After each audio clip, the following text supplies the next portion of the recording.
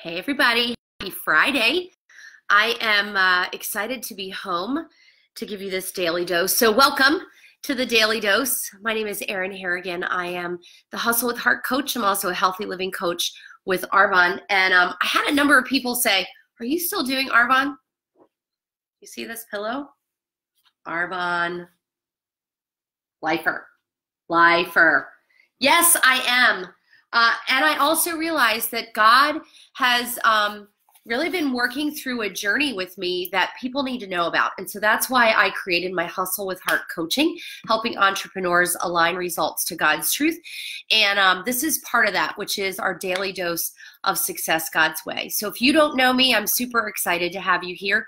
We do a daily dose every single day. Usually it's in the morning, but today I spent some of my morning at urgent care trying to get rid of this thing that I have going on, this respiratory infection. And so praise Jesus for Z-Pak. Anyway, really quickly, I want to make sure that you know that you can find me at erinharrigan.com. You can find me on YouTube and these videos on YouTube on my YouTube channel, which is just under my name, Erin Harrigan. And I share that with you because you may have friends that could really benefit from this information, but they're not on Facebook. So this is a fantastic time to shoot them over to my YouTube channel or have them find me on my website. But if they are on Facebook, I really want to encourage you and them to join our Success God's Way community. It is a community of like-minded entrepreneurs who are pursuing success God's way and who are building a God-centered business. And so a few weeks ago, I talked about how do we set goals that honor God. And the last few days I've spent in God's personal pattern for your success. And we talked about Joseph and Moses and David and Peter and how they all had very different journeys in success God's way, but he had a very different pattern for each of them. And that's exactly what he has for us. So we're going to talk about pursuing God's goals. I just want to share two things with you. Thank you, Pastor Kanoe. It's so good to see you. Thank you for your likes. You know, I was listening to a sermon the other night. It was talking about this idea of calling and how we get so caught up in God's calling or in the idea of pursuing a calling. And I just wanted to read you this message that I sent to a friend of mine in which in the sermon it said, so much damage has been done by popular culture, by the concept of calling, that it actually makes us discontent with our lives. So we look around our lives and we're not content because we feel like, well, they have a calling and they have success and we're not doing that. And what's wrong with me? Because rather than understand the real nature of a calling, we have a concept of calling and we often spend our lives wishing we were doing something that God did not tell us to do. So you guys, you know, sometimes opportunities come into our life for a reason and for a season, just like people. And it may be that you've reached a point in that business that you're not seeing that forward progression. And that could be because you're realizing that you've built it outside of God's will and now you want God in the center of it because the fulfillment you thought you would get from a title, recognition, money, whatever, is really not fulfilling you. And sometimes it means that you've pursued a calling or you've propped your ladder up against a building that someone else envisioned for you, but it's not really God's calling for you. And so I'm not here to tell you to walk away from a business. That's not it. But what I do work with my Hustle with Heart clients around is getting back in touch with the real reasons they started their business and confirming and affirming that that is still where God wants them. And sometimes it does mean moving on, or sometimes it means taking that experience and rolling that into a new journey that God has for you. And that's very much how my Hustle with Heart coaching business was started, is that my journey through Arbonne brought me to a place where God said, I want you to focus here. I want you to be my messenger because there is miracle in your mess, and you have a story to tell that can help bring people to me. And I don't want you to walk away from Arbonne, but I'm calling you here. So Anyway, I hope that helps you, and I'm happy to have further conversations. So today, again, we're still in this Experiencing Success God's Way by Charles Stanley, and this is lesson 5, which is pursuing God's goals. Yes. Oh, thank you, Kanoe. Great godly counseling and wisdom. Oh, that means the world to me. So pursuing God's goals, and this is really like, okay, I've established these goals, but how do I attain them? And how do I overcome fear of failure? So this is what Charles Stanley says. It is not enough for a person to set goals or recognize ways in which God is working. We must make a decision to pursue God's goals and pursue them his way. So here's how we do that. Here's how we do that God's way. The way that we reach our goals is critical to our being successful in attaining the goals that he has helped us set. So I really encourage you to go back and watch some of those initial videos that I did around setting godly goals. But the principles of how to reach our God-given goals can be found in the story of David and Goliath. So this is a powerful story on so many levels. And I think most of us probably grew up learning about this story in Sunday school, but it's so much richer as you dig deeper into it. And I really want to encourage you to go and do that. So I'm not going to go through the story. You can find it in, I believe it's in 1 Samuel, but I want to, 1 Samuel 17:10, and this is what David said: I defy the armies of, I'm sorry, not what David said, what Goliath said. I defy the armies of Israel this day. Give me a man that we might fight together. And they wanted the contest to be one man versus one man. And if the Philistines won, the Israelites would become their servants. So there was a lot at stake in this. And day after day after day, the Philistines failed to respond to Goliath's challenge. And here's the thing, is that many times we find ourselves in the same situation when it comes to our goals. So we see our goal and we see this giant obstacle standing in front of us. And that obstacle fills us with fear, and it holds out a prospect of defeat and loss. So we fail to act. So I want you to just think about what has prevented you from pursuing a godly goal.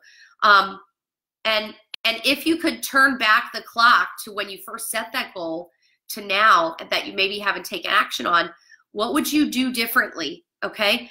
So there are 10 aspects. So I'm going to use this over the next few days to pursue goals God's way.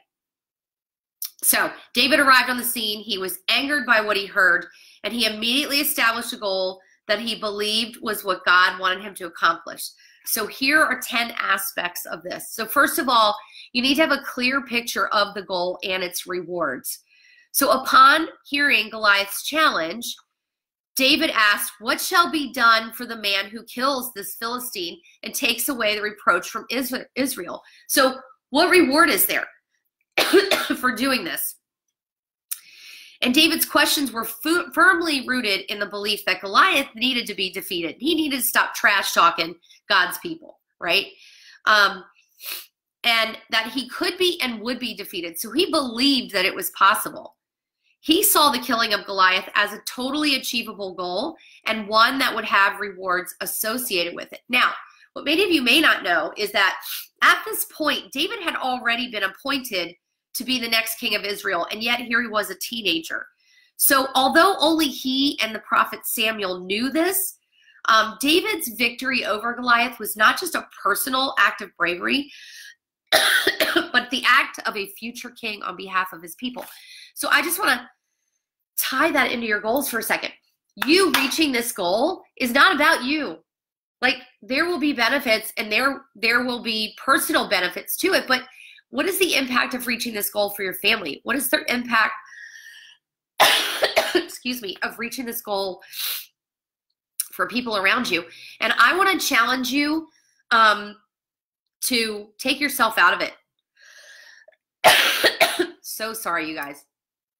Because you reaching this goal has far-reaching implications. Far. Beyond anything you can imagine. This is about God. This is about bringing people into relationship with the Lord. So, so sorry. No matter what your business is, guys, if you are building it with Jesus at the center, the goals have far-reaching implications, okay? So that's important to him.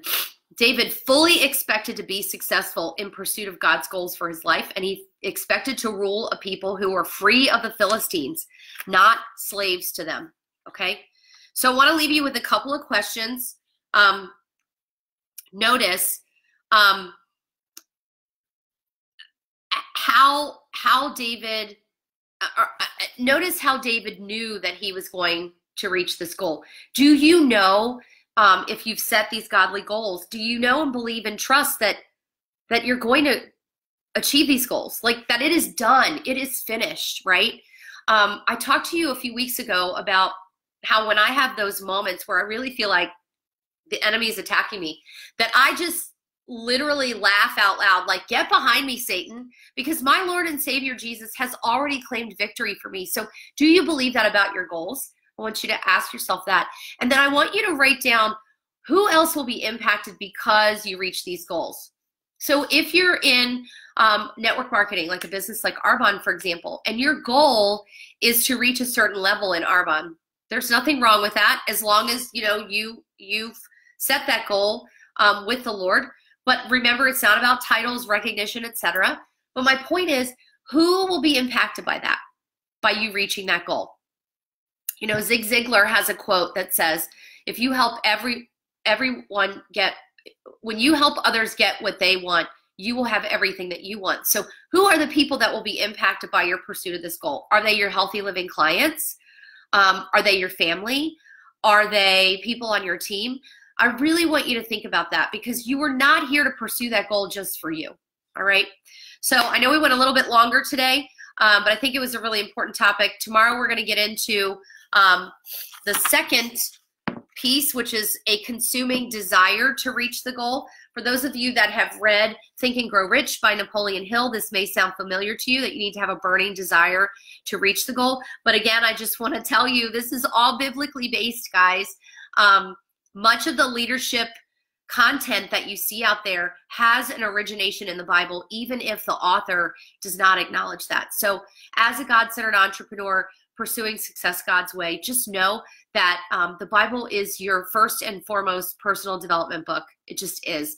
And remember that when you're reading it, it's about us getting to know the character of God and learning to trust him, not so much about us looking for the messages in there that we can pull out and apply to the situations in our life. That's there for sure, but it's really so we can get to know him. So if you found this helpful today, please feel free to tag any friends that could benefit from it. Please go over and join our Success God's Way community. That's where we're going to be doing our weekly dose on Sunday evening. And if there's anyone you know that could benefit from a little extra help through this and some coaching through it, please connect me to them. I'd love to talk to them about Hustle with Heart and see if that is the right support and coaching that matches up with them and matches up with me. So that's it for today. I am looking forward to the Z-Pack kicking out this thing, this respiratory infection going on, and I will see you guys tomorrow morning for our daily dose. See ya.